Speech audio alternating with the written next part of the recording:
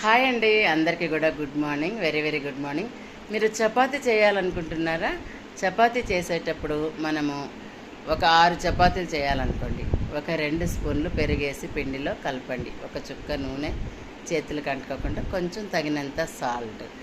మనం చపాతీలు ఎక్కువ చేసుకుంటే ఒక పెరుగు ఎక్కువ వేసుకోవాలి. మనం చేసుకునే దాన్ని బట్టి ఇప్పుడు నేను మా వారు ఉన్నాము.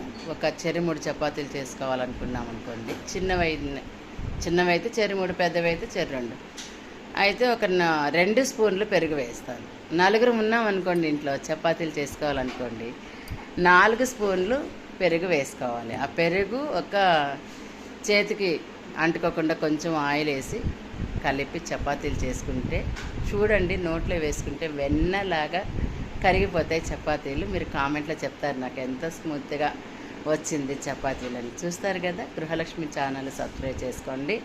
లైవ్లోనే నేర్పిస్తూ ఉంటాను మీకు వంట చేయడము, నెల్లూరు వంటలు ఎంత టేస్టీగా చేస్తాననేది.